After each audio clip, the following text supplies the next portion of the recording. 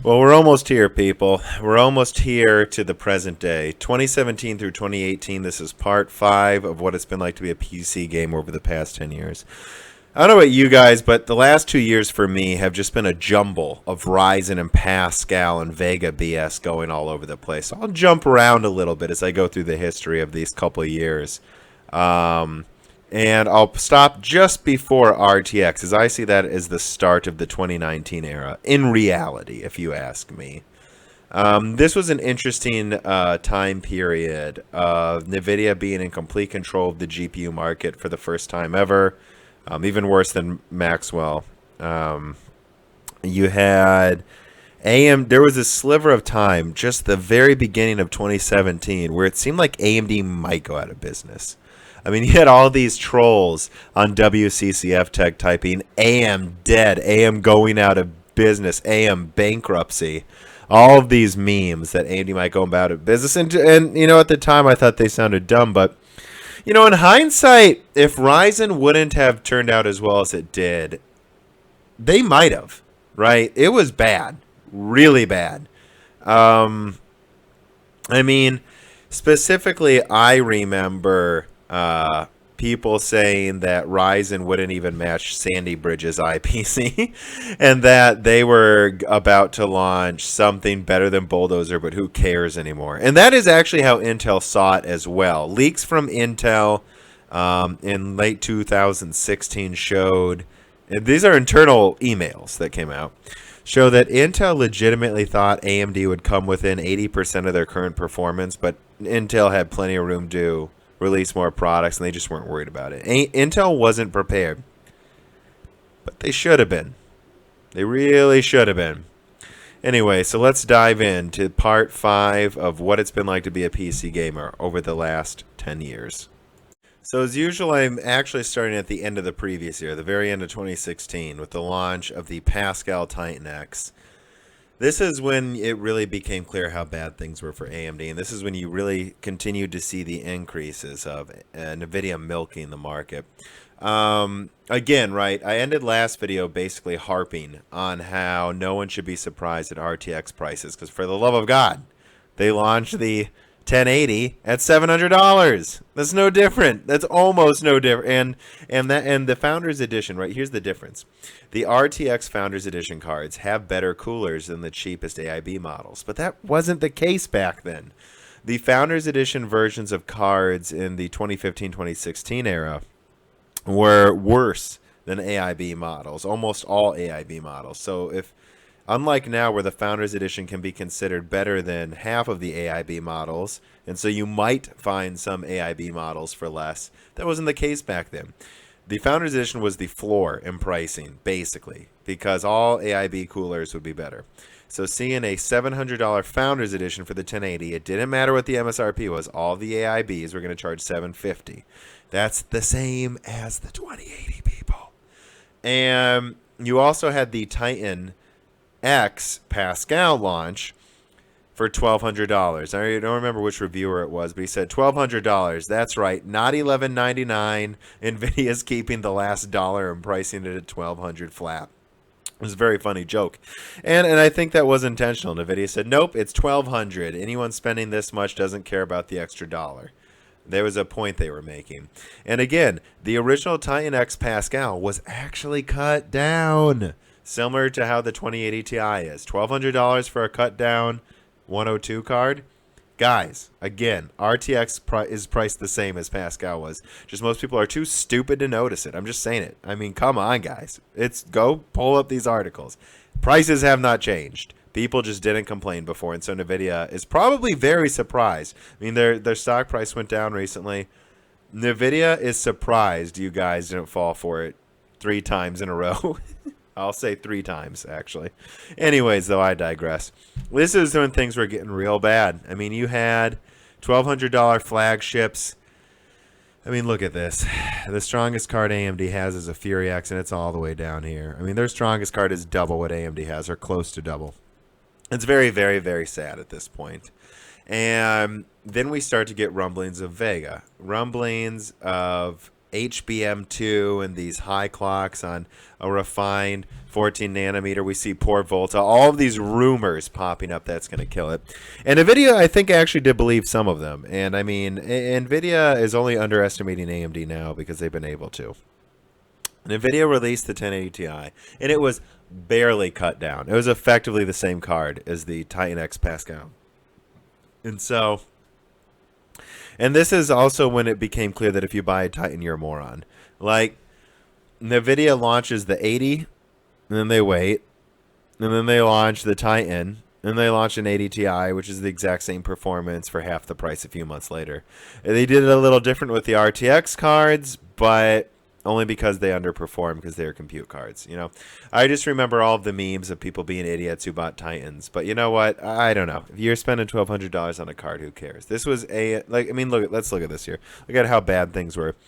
The 480 was about the strength of a 390X era card. The Fury X was about as strong as a 1070. So look at that. You have cards over 50% stronger being sold. Now they're triple the price, but who cares? People will buy NVIDIA. You know, AMD was not doing well. The last thing I want to say about the 1080 Ti is I'm tired of people saying 11 gigabytes and 22 gigabytes. Guys, that's not a normal number of RAM. It's usually multiples of 2 or 3. This odd number RAM is a huge, horrible sign of segmentation and milking.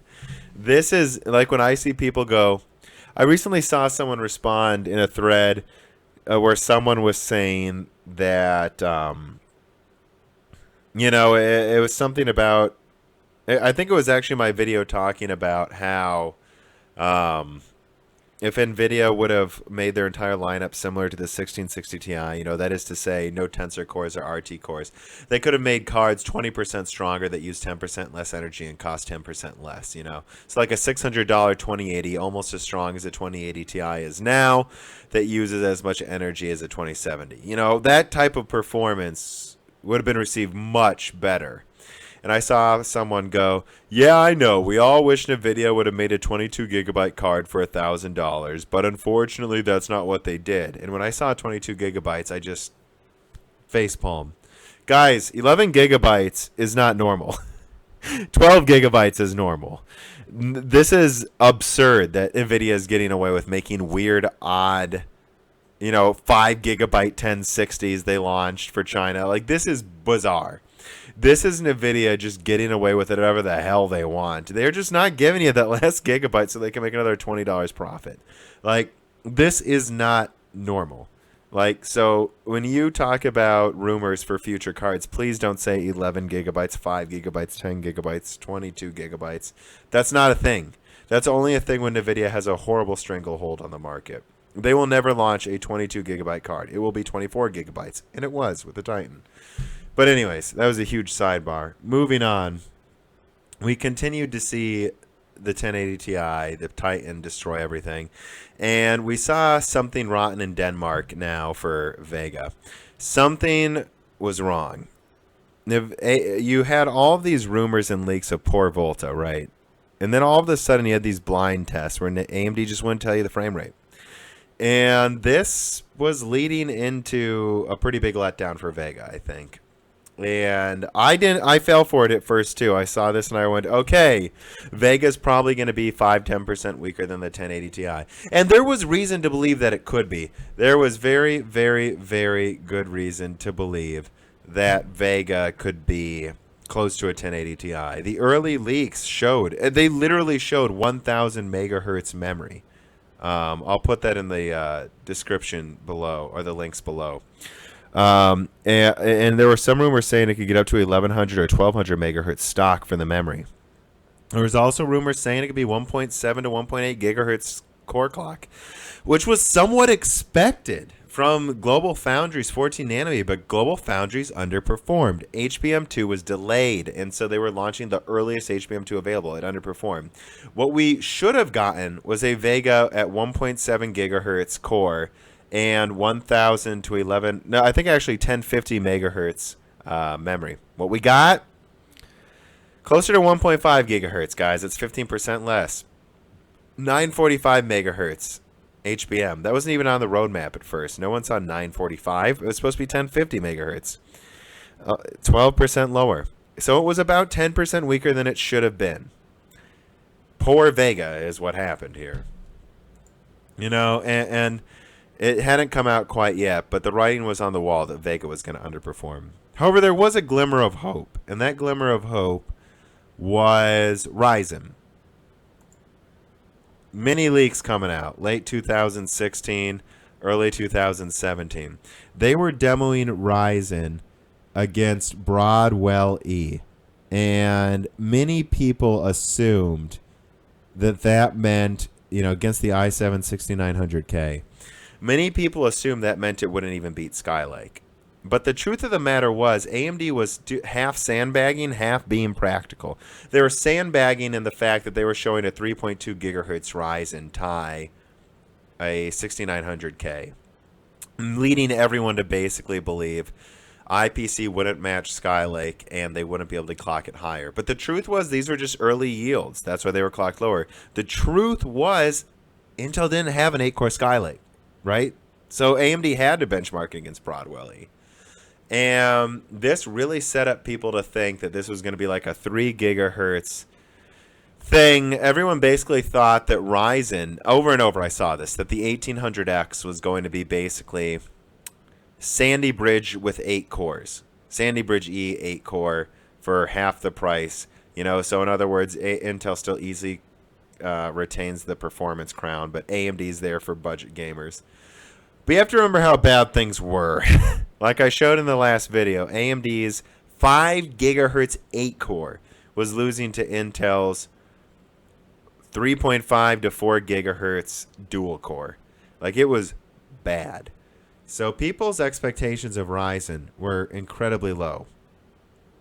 But Ryzen overperformed, and I was completely blown away. I really want to show this here. This is 4 gigahertz. This is 4.5, and when overclocked, always 5 gigahertz. This costs $1,000.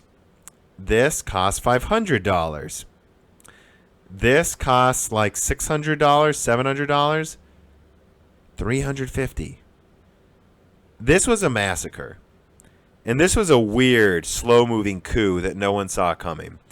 It was weird how it got good reviews almost everywhere, but you saw people just completely lose the plot. Like, look at this. You'll see people go, and Intel's still 20% stronger. Ryzen's getting 250 frames a second. Who gives a shit, guys? Who gives a shit? And then let's move. And everyone seemed to just ignore power consumption.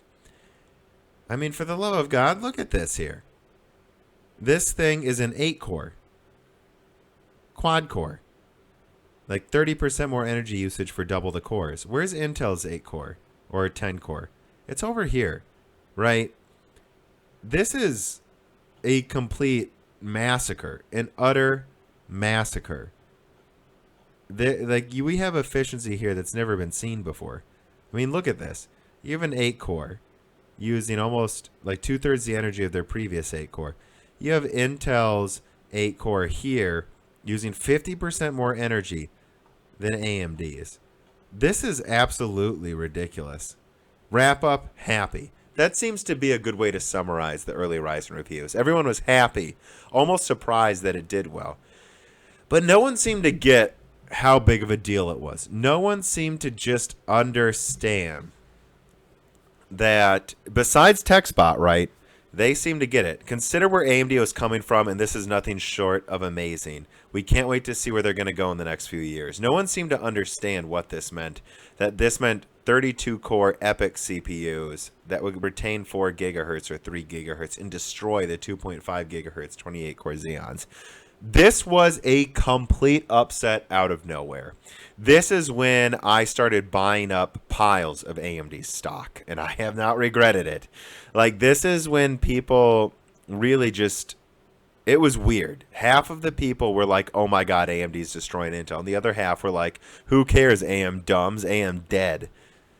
And this is where you see that large divide, like that video I made, when will reality catch up with Intel? Analysts who didn't get the technology seem to think that Intel could just turn around something that beats it. And people who do get the technology were buying AMD stock in droves because they understood this was effectively a new technology. This was lightning in a bottle that AMD had harnessed. It was nothing short of amazing, you know? And I just want to stress one more thing here. Let me pull up. Let's just do a random, let's see, gaming. No.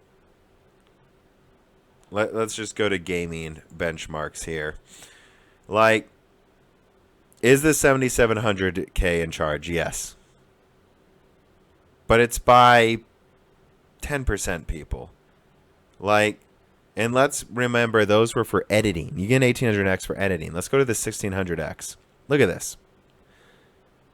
This is 2/3 the price of this and uses 65 watts. This uses 100 watts.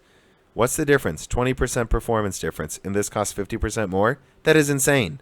Look at this. And this is a 150. This is competing with i3s in prices. And it's matching these i5s. I didn't understand how everyone wasn't completely blown away. I understand in edge cases, you still had Intel on charge here, but it was by like 10%. It was by 10%, people. And in the mid-range, you had AMD wiping the floor.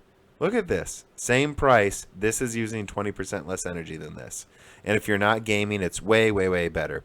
And most reviews also said that the frame rates were more stable. And they were. You know, having more cores helps in maintaining a stable frame rate. So that happened. And then let's just get Vega out of the way, right? Vega underperformed. There's no way around it. Like I said, it had 10% lower clocks, both for memory and core than we expected. I would argue it's stronger than a 1080, but at the time, you really couldn't argue that unless you played the games I did. Effectively, AMD launched a 1080, and if you undervolted it, it came close to a 1080 Ti. Like, look, you know what, I'll brag a little bit here. Like, I'll show you here's my Wattman, right? I've had this Vega since late 2017. You know, I got it from mining. Like, these are my clocks that I've been using for years. See that? While gaming, it runs at about 1650 megahertz stable. And let's see, 11, you know, these are the clocks it should have been at. You know, that's a 23% overclock, 22% overclock to the memory, about a 10% overclock to the core. It performs 15 to 20% faster than stock. And I've undervolted it massively, right? This is minus 50 millivolts. This thing benchmarks against the 1080 Ti pretty favorably. The 1080 Ti is still stronger than my card, but it is pretty close for costing $200 less at the time, I think, and for also paying for itself twofold through mining. My God. But the fact of the matter is most people don't overclock, and even if you did, it's weaker than a 1080 Ti. And it just came out a year late. Like, it came out 6 months after the 1080 Ti. It came out, like, when was this review here? It came out it came out August, 9 months after the Titan. Really should have been better. There's no way around it, though. It's still sold well. Miners bought this shit up.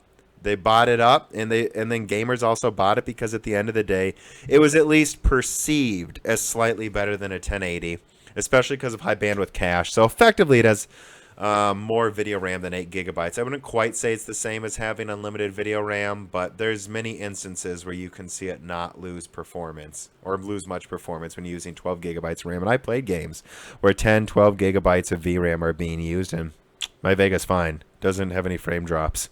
So, you know, it's perceived as being slightly better than a 1080. It costs the same as a 1080, even though it uses more energy. And it came with great games, and AMD continues to do this. They bundle excellent games with it. And, you know, I got to say, this is something I really want to hit home here in this video and my next final video for 2019 era. AMD has 35% of the market share. During the 290X and Theory era, it was getting to like 30%. So it's actually holding more market share now than it did when their cards were better. or even equal to NVIDIA's. And I think there's a paradigm shift going on where people realize the milking and they realize the game bundles and they realize, you know what, AMD isn't too bad. And I think some of it's just from the better marketing. I think AMD's software is superior to NVIDIA's now, and people are noticing. Usually superior. You still see some blunders from AMD, don't get me wrong. But this was an interesting shift in perceived value where I saw Vega. They said AMD announced that Vega sold 10 times better than the Fury. A lot of that's due to miners, but it's also due to the gamers. You can check the Steam Hardware survey. It sold better to gamers as well, and it's not because their products are better. Their products were better in 2013 and 2014. People just seem to like AMD now for whatever reason. So I think that's an interesting thing to point out. But let's move on here. So getting away from Vega again, because that's really all I have to say. Let's get on to Threadripper launch. And I'm showing Threadripper 2 here because it shows the full lineup, right? You have all the way back here, Skylake X, right? What a joke. Threadripper, here's this launch in 2017. It's a complete bloodbath. Intel's HEDT lineup became a mess. No, there was no point in owning this anymore. And by 2018, you had 32-core Threadripper, and we'll probably get 48-core this year, actually, in 2019. Threadripper is when people really started to realize, I believe, in late 2017, that Ryzen was the real thing. That even though it hadn't taken gaming performance, this was a complete destruction of several of Intel's price points. You know, the i3 Celeron area destroyed by lower-end Ryzen. The mid-range, mostly dominated by Ryzen. The upper high-end with the i7s, well, Intel still keeps a lot of the market share for gamers. But then you go to HEDT, destruction. Servers, destruction. People were actually starting to understand with Threadripper. Oh, wow, we have a 4.4 gigahertz 16-core? Yeah, Intel can't even get to 4 gigahertz unless you use a $500 liquid cooler. And this is when you started to see a lot of shenanigans by Intel. This is when you saw them have that 28 gigahertz, 5 gigahertz 28 core. That was apparently cooled by a refrigerator cooler, a 1,000 watt refrigerator cooler. This is when you started to see a ton of ridiculousness from Intel. They were throwing everything they had at this. First, they announced the 8700K, which, as you can see here, won, but it launched late 2017, and you couldn't get these till like February of 2018. And they were like $450. Like, this is when Intel started to do paper launches, weird benchmarks of CPUs you can't even buy. I mean, and people were starting to just make fun of Intel. This is where you started to see just complete jokes made about Intel. You know, and if you ask me, they absolutely were a joke. I mean, I want to pull up something here because, I mean, basically you started to see memes like this just pop up where people used to make jokes of AMD showing more cores and more cores. When I have people making these memes of, Intel, more IPC, nah, more better yields, nah, more heat and power consumption. This is how Intel started to become perceived lately. And I think rightfully so. And they're becoming desperate. This is where you just, I mean, and then the 2700X comes out and it's, another 10% in gaming, or 5 to 10% in gaming over the 1800X. And this is something I want to show. Look at this chart. When people say Intel's in charge of gaming, right? $400 at the time. $400. $350. What's the difference? You're getting the same performance. Let's find another game. Like, I don't know what to do here. Like, I don't know how else. This is when you really started to see who was an Intel fanboy. Most people, finally, right, you would have friends asking, hey, I want to make a Ryzen build, not an Intel build. Because people who did any amount of research were realizing how much of a better deal was. But you still have people saying Intel wins. Intel wins. It's like, yeah, they win, but, like, look. What? This is running at 190 frames a second. What are you talking about? They win. Look at this. This is ridiculous. The overwhelming majority of people play 60 frames per second, and the frame rates will be smoother here.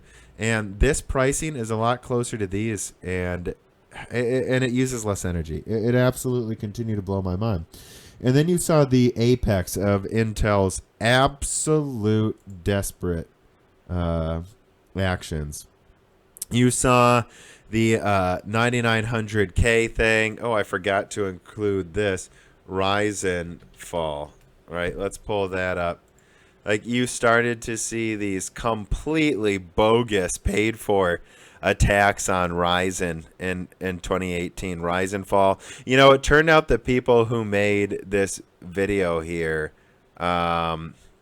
were out of like a apartment in Israel, and they had been paid up to $200,000-$300,000 to make this completely hilarious video where these vulnerabilities were actually worse on Intel. And they had to do this because of Spectre. And this really can't be emphasized enough how bad this was for Intel. I mean, the Spectre... For gaming, the performance loss was about 5%, and they were able to fix it without a performance loss once they launched the later Coffee Lake CPUs. But for their servers, I mean, my God, there was up to, I believe, a 20 or 30% performance loss for Spectre for their servers. So you started to have EPYC chips that were clocked 30% faster than their Intel counterparts that use less energy, and then got another 20% just shot in the arm in an advantage. Things were getting desperate at Intel, and that's when you see stuff like this where they benchmarked the 2700X with half of its cores disabled. Oh my God, against the 9900K, and like super ridiculous tests where they use slower RAM. I mean, it was insanity. Like, this is the apex of desperation. And I'm not even going to show the full review for the 9900K because it's a moronic processor. Anyone buying a 9900K is dumb. Sorry if you're watching this video. You're dumb. Unless you have a Titan V. I mean, I'm sorry, a Titan RTX. You have a Titan RTX? Buy a 9900K. But unless you have a Titan RTX, you're an idiot if you bought a 9900K. Look at this difference here. And I'm not going to pull any punches on this. You're dumb. Look at this.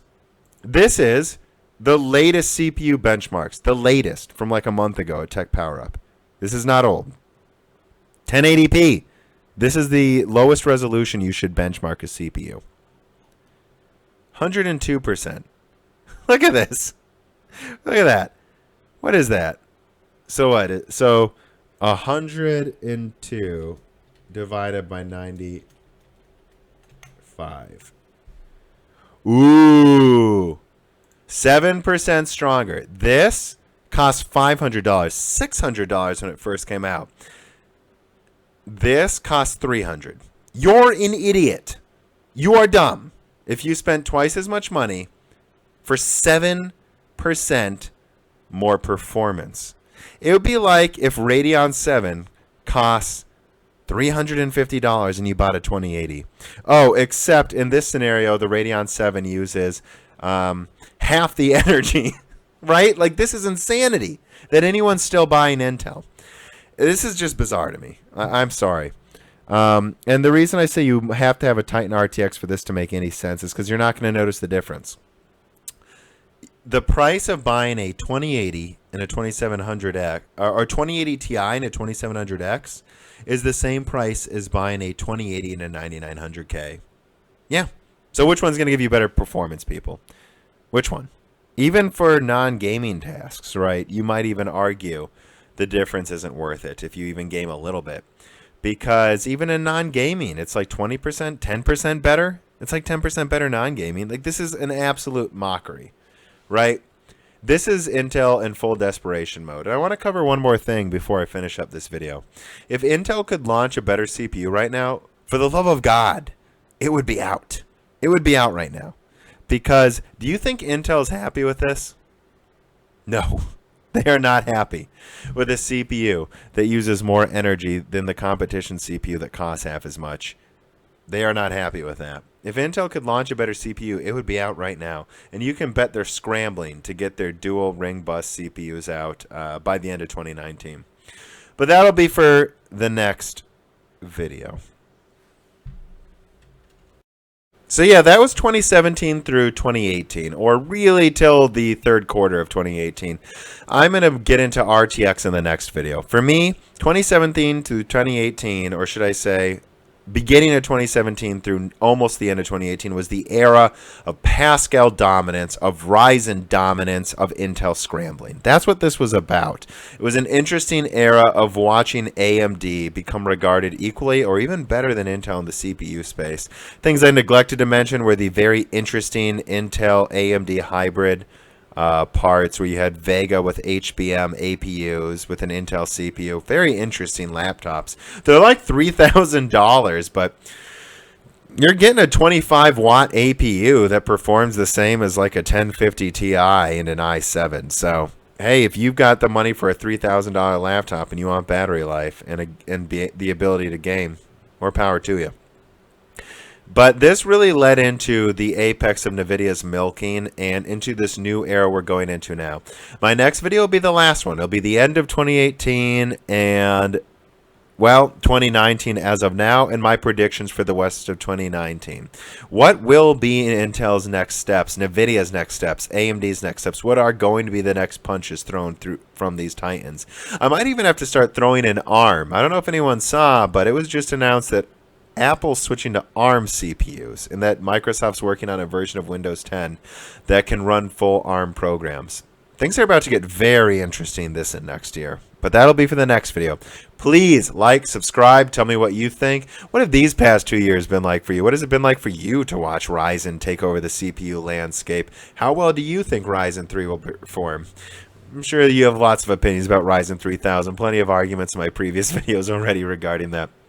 All right, everyone. Thank you. Like, subscribe, share, and have a good evening.